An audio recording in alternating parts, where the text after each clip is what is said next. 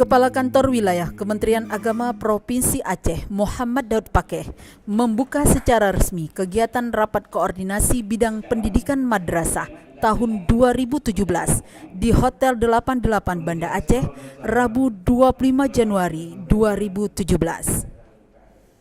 Rakor perdana yang diadakan oleh Kantor Wilayah Kementerian Agama Provinsi Aceh tersebut diikuti oleh 50 orang peserta yang terdiri dari Kasubag TU dan Kepala Seksi yang menangani pendidikan di Kemenak Kabupaten Kota dalam Provinsi Aceh.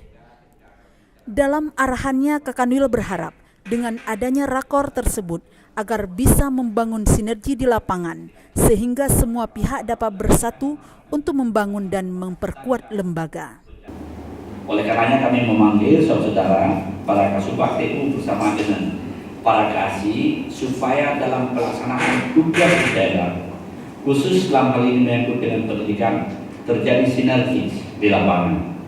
Sehingga dengan nanti para KASI mengatakan A, Kasubag mengatakan B, kita akan berhasil. Hari ini saudara-saudara, kita harus membangun kebersamaan dalam rangka membesarkan lembaga kita. Rapat koordinasi tersebut direncanakan akan berlangsung dari tanggal 25 sampai tanggal 27 Januari 2017.